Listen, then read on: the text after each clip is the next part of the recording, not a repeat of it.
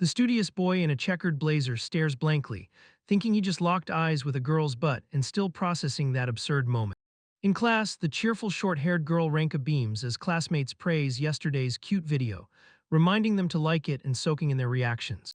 From behind another student, three girls excitedly promise they will like it, chattering together as a tight group. Ranka clasps her hands and laughs with flushed cheeks, as narration calls her the undeniably super popular influencer Ranka Kichijou. A montage shows Ranka posing stylishly and flashing peace signs, as text notes she is a famous high school streamer with over 1 million followers, and called Japan's most famous schoolgirl. Two male classmates gossip by the windows about her viral dance and insane like count, boasting they feel honored to share a class with her, while the serious boy sits alone. The bespectacled boy lowers his gaze with a faint, detached smile, clearly uninterested in the fuss. Sitting alone by the window, he writes in his notebook, thinking he has no need for likes and that others' recognition is a hollow lie.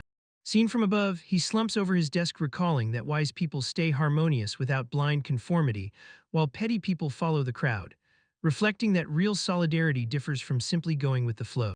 Over an image of a phone feed, he wonders if chasing trends, watching movies at double speed, or mechanically liking unfunny posts could ever make life meaningful. Back in class, he adjusts his glasses and coolly claims love is the height of inefficiency, while classmates mutter about his top-ranked, bookish nature and reliance on reference books. Smugly scribbling, he mentally tells his foolish classmates to waste their lives at family restaurants or karaoke while he distances himself.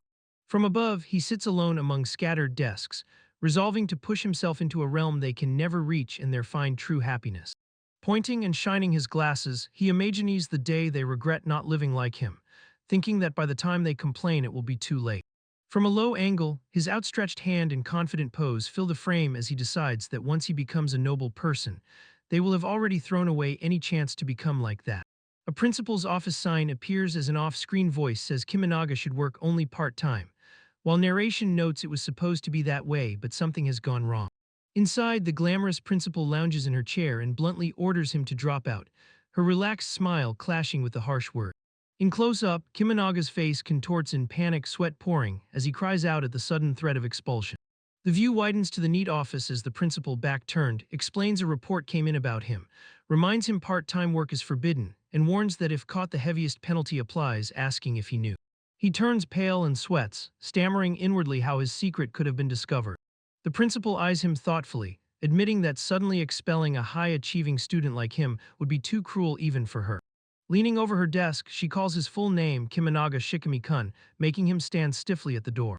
With a sly, almost seductive smile, she says that as principal she will extend special mercy just for him. The scene cuts to a towering luxury high-rise as her condition echoes, ordering him to become a live-in housekeeping assistant at her home. At the base of the skyscraper with his bag, he looks up wide-eyed, muttering in awe at how huge it is.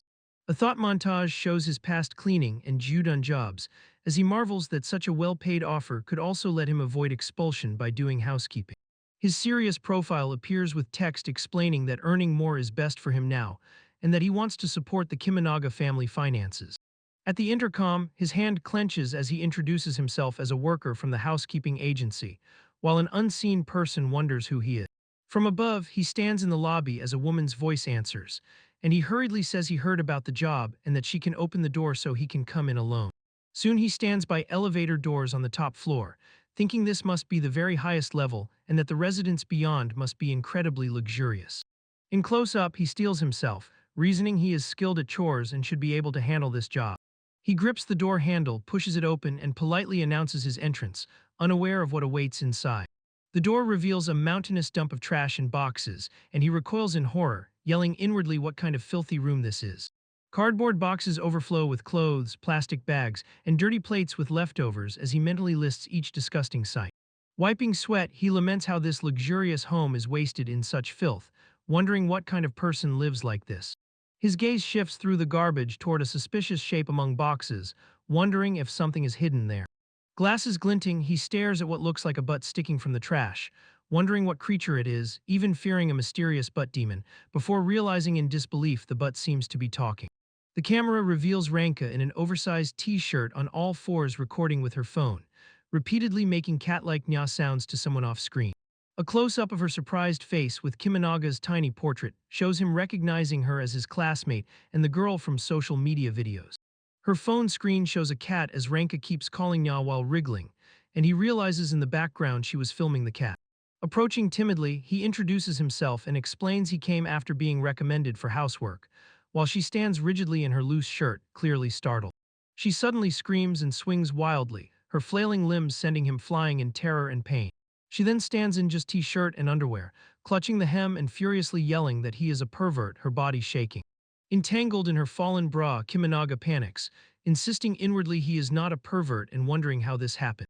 Flushed and breathless, Ranka frantically tells someone named Meru there is a perverted stalker and demands her older sister Kikuni come out, while Kiminaga lies dazed in the trash. From a half-open door, the sleepy voluptuous gamer sister Meru appears with headphones, annoyed at Ranka's noise and complaining her voice bleeds into the mic. Another girl bursts in declaring she is home, stepping over garbage as the messy room and stunned Kiminaga come into view. This energetic youngest sister stops, stares at Ranka's state, and innocently asks why Ran-ni is dressed like that, baffled by the scene. While Ranka angrily claims a lewd intruder disturbed her filming, Kiminaga, trying to defend himself, wonders what is going on. The three sisters crowd around Ranka, who blurts out in shock that a housekeeping assistant is here, overwhelmed by the development. Kiminaga's narrowed eyes fill the panel as he stiffly explains he was personally requested by the principal, not just wandering in. In the filthy room, the youngest sister asks why he knows their mother is the principal, while Ranka shifts awkwardly and the others watch him kneel on the messy floor. Ranka looks serious as she admits her part-time work was discovered, and that working here is the condition for not being expelled. Leaning close, she hesitantly repeats his family name and finally remembers him, while he notes that she really is the bookworm Kiminaga from his class. In front of the TV, she shouts back in disbelief that someone like him exists, insisting she is Japan's most popular high school girl and stunned he could forget, the room still in chaos.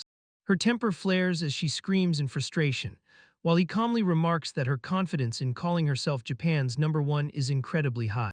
A thought panel shows Chibai sisters saying someone must have opened the auto lock, one accusing Ranka of letting a stalker in and another agreeing it could not open otherwise.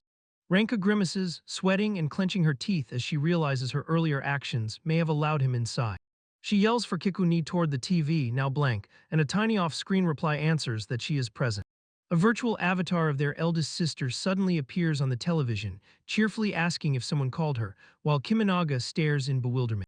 In close-up, the animated Kiku apologizes, saying she forgot to mention anything and never told the younger two a male housekeeping assistant would come.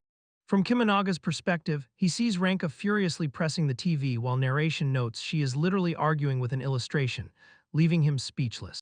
A wide shot of the trash-strewn room shows everyone gathered as the youngest sister suggests they calm down and start proper introductions, spinning energetically.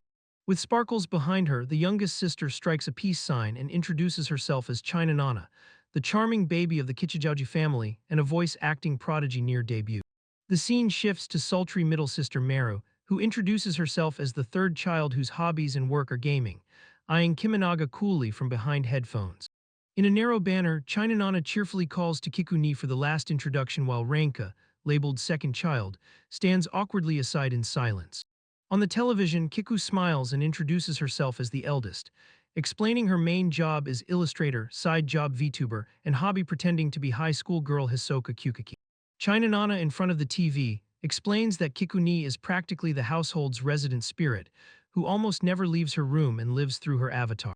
The group reacts as Ranka shouts for them to stop getting along with him so quickly, while the others tease that not knowing VTubers is rare, and Kiku proudly asks if her avatar looks cute. Ranka grits her teeth and groans, while Kiminaga calmly points to the disaster around them, asking if she can really say a bookworm cannot handle cleaning when even the living room is this bad. Adjusting his tie, he orders her to leave the house for an hour and go somewhere, stunning her as he suddenly takes charge. With a serious, challenging look, he touches his glasses and declares he will prove whether this house truly needs his help. An hour later, the same living room sparkles with cleanliness, sunlight pouring in as someone exclaims at the transformation. The family cat naps on a gleaming cushion, while the youngest sister marvels that the carpet under it is visible again. Another panel shows polished floorboards as Kiku's avatar remarks that even the floor shines. Organized shelves and neatly arranged items appear while Meru comments she finally knows where everything is, impressed. A clean dining table laden with fresh dishes sparkles as Kiminaga notes that since their fridge contents were nearly rotten, he prepared dinner too, earning impressed O's. Wearing apron and glasses, Kiminaga folds his arms in satisfaction while the sisters eagerly eat, praising the warm, delicious food as he thinks this is what a normal human life should be. In close-up, he adjusts his glasses and explains he has done housework since elementary school, and that the cooking and cleaning skills honed through part-time jobs now pay off. Ranka drinks from a bowl with her bangs hiding her face, begrudgingly admitting that though he is a bookworm, he is impressively competent at this work. Her shoulders tremble as she listens to the others accept him, and in her heart she suddenly decides he is hired, and that a life with automatic food has always been her dream. The bowl clatters against the table with a splash as her hands jerk, signaling her sudden change of resolve.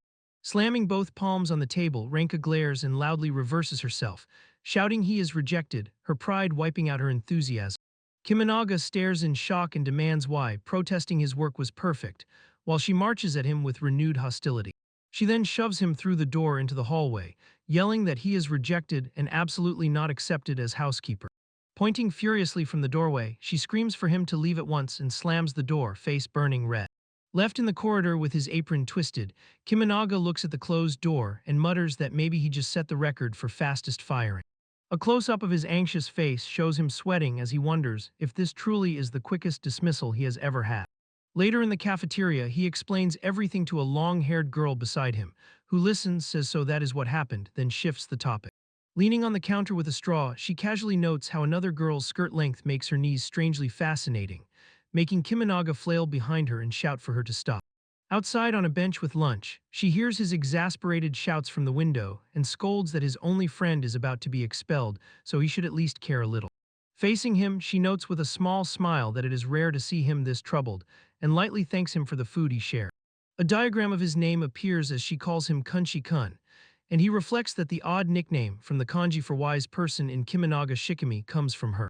The narrative shows an elegant portrait of the long-haired girl, introducing her as Mitaka Matsuba, the one who insists on that nickname. Sitting side by side with the city glowing outside, she tells him she finds his situation enviable, while he thinks they truly are each other's only real friend. A slim shot of Ranka labels her Kichijaji Ranka, a super famous streamer celebrated as Japan's most popular high school girl. Another montage shows Meru at her gaming setup, introduced as Kichijaji Meru, a genius middle schooler called the world's most spotlighted female pro gamer. The youngest sister appears at a microphone, described as Kichijaji China Nana, a highly promising young voice actress shaking up the industry at 14. Mitaka clasps her hands and explains that many long to serve these three and that the world calls them the Tier 1 sisters, the school's highest caste. Hearing that, Kiminaga looks up in surprise, silently repeating Tier 1 sisters and realizing what elite family he has become entangled with. Mitaka glances over and casually reminds him the Kichijaji family has 4 siblings, asking about the eldest while he turns in mild surprise. As Kichijaji Kiku's image appears, Mitaka explains the eldest never comes to school, but earns big money as a VTuber and illustrator. She smiles slyly and tells Kunshi-kun that if he wants to avoid being fired, he should get closer to the sisters, teasing him while quoting his own rule about staying detached. Adjusting his glasses, Kiminaga replies that a true gentleman cooperates rather than conforms and promises to do his best. In Mitaka's fantasy, Kiminaga is forced into a sailor uniform and made to crawl while she laughs that if he is ever desperate she will hire him like this, as he thinks she always goes too far. Back in class, Mitaka greets Ranka cheerfully, while Kiminaga watches and thinks that for his job the biggest obstacle now is Ranka's hostility, deciding he must soften her wariness. A distant shot shows him formally approaching the 3 sisters at their desks, trying to speak and start getting along. Ranka's face darkens as she clicks her tongue, clearly annoyed he is coming near again. With a stiff smile and raised hand, he admits inwardly their lifestyles are opposites and getting close seems almost impossible, even as someone asks if he needs something with Ranka. An exterior shot of the high-rise appears, while he narrates that despite the odds he must not give up this job. Later at their door, he wonders if Ranka is out, unaware someone inside is hurrying to the entrance. The door opens and China Nana beams up, energetically welcoming him back and calling him Big Brother in an overly familiar theatrical tone. Sitting opposite on the sofa, she folds her arms and says a girl who calls a stranger Oni-chan must have deep darkness and offers to hear his troubles, making him protest she should not treat herself like a tragic child. She waves it off, grinning that she is only acting practice, repeating it as just training while he listens skeptically. Leaning in with sparkling eyes, China Nana asks if calling him Oni-chan made his heart race, as a note again introduces her as the youngest sister and a working voice actress. She taps her chin and wonders if she should call him senpai instead for safety, as he says flatly the Oni-chan label only scared him. In a sing-song voice she tests the new title, calling him senpai while he sweats in the corner at how fast she adapts. Kimanaga adjusts his glasses and thinks with some relief that at least this sister seems to bear him no ill will. Walking down the hallway, she hands him laundry and casually orders him to handle the overflowing wash, while he thinks that if he got along this well with the others his job would be easier. In the laundry room he lifts a huge lace bra, startled by its size, while China Nana peeks from the doorway to watch. Whispering from hiding, she says the massive F-cup bra is Meru Ni's, oddly developed for a middle schooler, and urges him to show a typical flustered high school boy reaction. Instead, he calmly drops the bra into the washing net, making her yelp at his lack of excitement. She walks in pouting that he had no reaction at all, while he explains he has a little sister and will not panic over underwear during chores. Flustered, China Nana insists she only wanted a real boy's response as acting reference, while he asks if she is trying to make him act unprofessionally just for her amusement. As he moves on to other laundry, he gently asks whether classmates could help with housework instead, while she, blushing and touching her lips, says there are reasons beyond convenience for letting in a boy his age, and it would not be that easy for most people.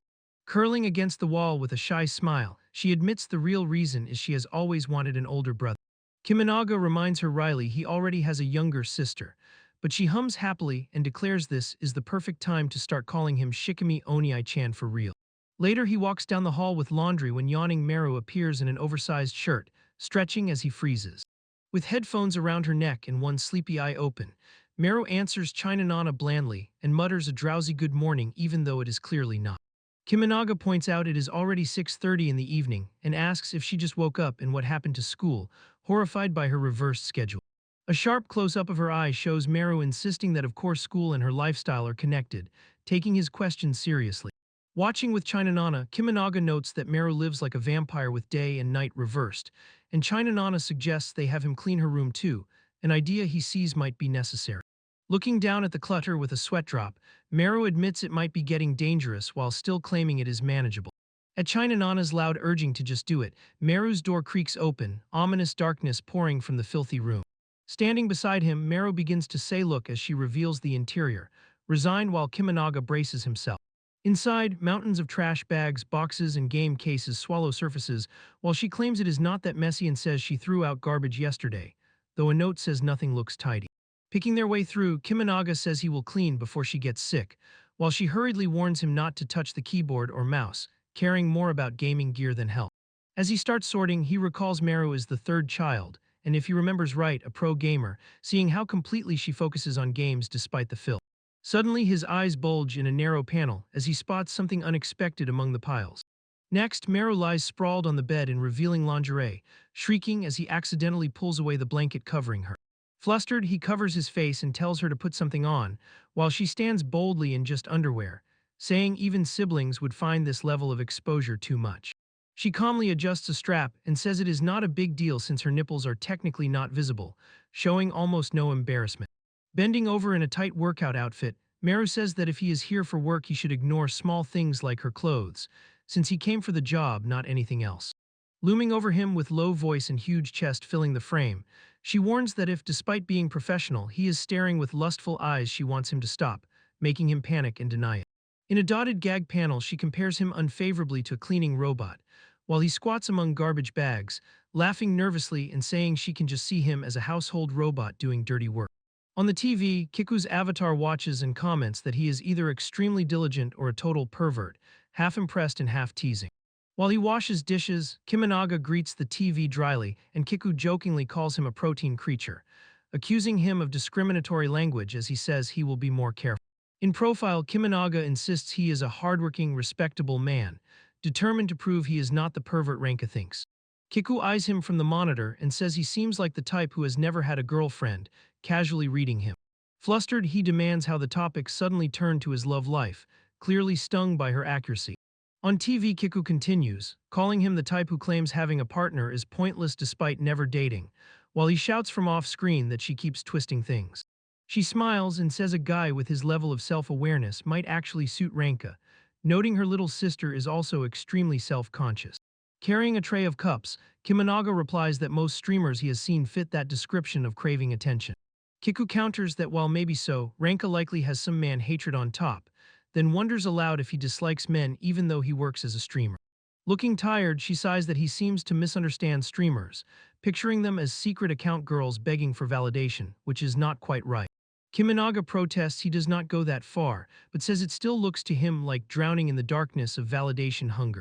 Gesturing, he asks the VTuber to explain why people dance weird routines on camera or upload themselves singing when they are not pros. Kiku brightens and says that in short such expression is to distinguish oneself and stand out in a sea of content, then cheerfully says she will simplify it. A montage of Ranka's streams and posts fills the screen as Kiku narrates that self-expression and thirst for validation are ways to reinforce one's existence in an age flooded with information. Standing in the kitchen, Kiminaga quietly asks if Kiku draws illustrations for the same reason.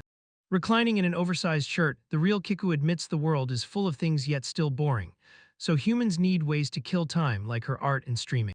Imagining Stone Age pottery, he muses that ancient people might be similar, filling boring hours with crafts, as Kiku agrees such people would never tire of making jaman earthenware.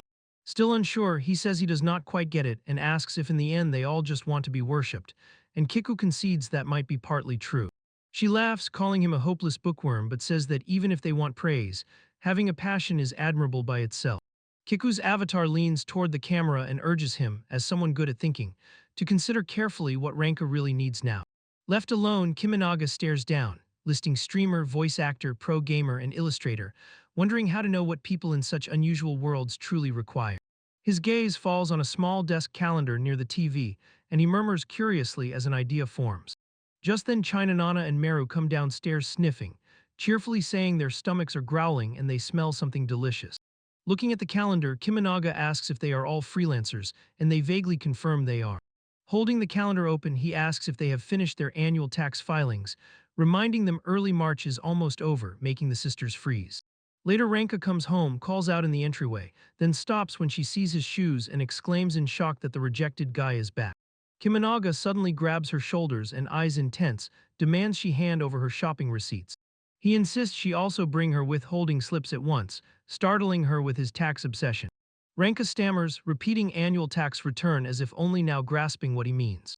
At his laptop, Kiminaga scolds the sisters for being unreliable and letting it slide when the deadline is under a week away, while Ranka flusters behind him. The three earners line up guiltily, saying they kept delaying, only just became a pro gamer, or earned too little to bother filing, showing how disorganized they are. When he asks about her, Ranka admits that until last year their mom did all her taxes. Hearing it, Ranka's eyes widen with shame and realization, and she sighs that at this rate none of them deserve to be called working adults. Elsewhere in her room, a hand clicks a mouse as she finishes editing a new video and notes only scheduling the upload remains. Kiminaga's words echo in her mind as she compares them to adulthood, his scolding about unfiled taxes repeating like a refrain. Ranka forces a smile, admitting he is right yet grumbling that his lecture went too far since the deadline is not passed yet. Slumped at her desk, she fumes, wondering why their mother sent a man into a house full of young women. Glancing at her laptop clock, she startles to see it is already 22:35. Curious if he is still working, she goes downstairs and peeks toward the living room. She finds Kiminaga collapsed over the table, asleep beside the laptop and papers, and whispers in surprise that he nodded off. Seeing the screen paused on her swimsuit summer vacation vlog, she blushes, realizing he had been watching her old video. Picking up the receipts he sorted, she guesses he was checking footage for business expenses, impressed by his thoroughness. Standing over him, she thinks tax work is not really housework, yet he has been doing all this for them. She wonders if she should at least drape a blanket over him, torn between tsundere pride and growing gratitude. Kiminaga suddenly stirs, rubbing his forehead and blinking awake at the table. Turning away, Ranka admits quietly that she was the one who woke him. Blushing, she looks at him and softly thanks him for his hard work. Leaning over his shoulder as he reopens the laptop, she asks if he was watching her video and, fishing for reassurance, wonders if she looked pretty in it. She then bursts out that she does not understand half of what creators do, like barely changed makeup tutorials, copied dances, and pointless morning routines, admitting much of it makes no sense to her. However, she says the summer vacation vlog he saw is genuinely interesting, her wide eyes showing she values that one. He calmly tells her the narration is easy to follow, the shot selection shows taste, and since he found no receipts he assumes she edited it all herself. Ranka's lips tremble as she blushes, telling herself not to be happy over his praise while her racing heart ignores that order. Smiling shyly, she thanks him and says if he stays around, her posting frequency will probably drop because she plans to stop after finishing this next video. Growing serious, she says the remaining problem is her possible expulsion and decides she will ask the principal to let her quit relying on a male housekeeper living with girls her age. Kiminaga quietly answers that he is willing to prostrate himself or do whatever it takes to keep this job, fully resolved to stay and support them. Standing side by side at the sink, Ranka's mother speaks in relief while Ranka replies that if things are like this it is fine. Later in the living room, China Nana frets that the last train has stopped and asks if it is really okay, while Meru looks at Kiminaga and asks if he truly intends to quit. From above, the sisters look down in surprise at Kiminaga sitting casually in the entryway, as he explains it is no problem because he came by bicycle. China Nana closes her eyes and sighs that it is a pity since she had just started to dream of meals being served to her automatically. Smiling with a raised glass, Kiku on the monitor says for their next housekeeper they should not let just anyone in so casually, and jokes that this way her little sister can show off her butt again someday. From floor level, the three women's legs are shown as one curtly bids him farewell, and the door slams shut behind him. Back in the room, Meru slumps over the table, saying it cannot be helped because having a guy around would always be troublesome, while China Nana laments that his work would have been good reference for acting. From a high angle, the sisters stand together in the living room, as China Nana says he himself would certainly be wiser if he quit a job that forces him to work until the middle of the night. China Nana then frowns and wonders why Kiminaga senpai has to work a part-time job at all, noting he does not look like someone who wastes money on luxuries. A close-up of her widened eye shows her realizing that for him to break school rules, there must be some deeper reason. Kiku's smiling mouth appears on the screen as she answers calmly that it is because he is trying to support his family's finances. Standing in front of the TV, Ranka stares at her sister's avatar and asks if Kiku knows something, while Kiku tilts her head and wonders if she really had not mentioned it before. With a gentle smile, Kiku explains that Kiminaga was a boy from an orphanage adopted by a middle-class business family whose company went bankrupt in his junior high days, and that he has worked part-time since then to help at home while aiming for a cheaper national university. Hearing this, Ranka gapes at the screen and yells that they had never heard any of that, while Kiku simply keeps talking cheerfully in the TV frame. Ranka then points at the monitor, shouting that it is all Kiku's fault, while Kiku off-screen admits that even though Kiminaga is a struggling underprivileged student, Ranka had been unreasonably harsh with him. With tears almost forming, Ranka grits her teeth and declares that he must still be outside, clearly panicking at having driven him away. She rushes to the door, throws it open, and calls out that she is going after him as she dashes from the house. Left behind, Meru watches her go with a small sigh and murmurs in resignation that so that is how it is. Standing with China Nana, Meru gazes toward the exit and remarks that it turns out he is the same as they are, someone struggling on his own path. A gray family portrait shows young Kiminaga with his adoptive parents and sister, as his narration says he was a child from an orphanage, adopted only to lose his role as heir when the family company went bankrupt 2 years later, something he never saw as misfortune but only felt grateful for being taken in. In profile against a dark background, he resolves that he will not rely on anyone and must accomplish something through his own strength. Another shadowy memory shows a man behind glass, as Kiminaga vows inwardly to hold to his conviction, by using that man as a negative example. Pushing his bicycle through the night, he thinks this time is the same and that he must not burden the four sisters with his problems, even as someone shouts for him to wait. Turning around, he sees Ranka flushed and panting, clutching her sweater as she stammers and asks if he forgot something, while he stares in confusion and asks what is going on. Ranka bends over, face burning, as she shouts that she is sorry and begs him not to quit, while he flinches back at her intensity. Still red-faced, she blurts that China Nana and Meru also feel he suits them well, and Kiminaga, taken aback, can only let out a startled exclamation. In a tiny chibai panel, Ranka insists that even though this whole mess started because of Kiku, she still demands that he apologize since she is still mad about him seeing her underwear. Bending deeply at the waist beside his bicycle, Ranka bows and says that she too is sorry, earnestly returning the apology. With eyes lowered, she admits they have all been living selfishly, unable to follow ordinary society's rails, especially since their mother told them to live however they liked and rarely comes home. Kiminaga listens and, remembering Kiku's words, reflects that Ranka now knows he also has family problems and is fighting to handle things alone without depending on adults. Overwhelmed by emotion, Ranka cries out in frustration, struggling to say what she really wants. She finally points straight at him, declaring that she honestly does not like him and is sure he does not like her either, yet still cannot leave things as they are. A shot of the bicycle's wheels and their legs shows speech where she blurts that at least in their current situation he can still be useful to them, and they can be useful to him. Blushing fiercely but looking straight at him, Ranko insists this is not about dependence or blindly following someone. Instead, they should work together for each person's own interests. Kimanaga gazes down at her, taken aback by her earnestness, as she continues from below that this is exactly why she wants him to stay. In a bright panel, Ranka reaches out her hand with a softened smile, saying he must be having a hard time and suggesting he stay over more since she is tired of delivery food. A rectangular text panel quotes a saying that noble people maintain harmony without merely following others, while petty people follow others without true harmony. Smiling a little, Kimanaga recalls that truly wise people do not rely on others but cooperate with them, then jokes that in practice he might still accidentally walk in on them while they change. From a distance on the dark street, he promises to be careful as he walks his bike and Ranka warns that would be disastrous because his voice might get picked up on her stream, the two sharing a cautious farewell. With a small, amused smile, she adds that if anything happens it will also be his fault, lightly shifting some responsibility onto him. Pointing playfully with one eye half closed, Ranka teases that if she ever gets caught in a scandal he will have to take responsibility. Under the city lights, Kimanaga replies seriously that if it is only a matter of bowing or even shaving his head, he will do it as many times as necessary, reaffirming his determination to keep the job. The exterior of an upscale building is shown, as he gives thanks for being allowed to stay over and apologizes for causing trouble.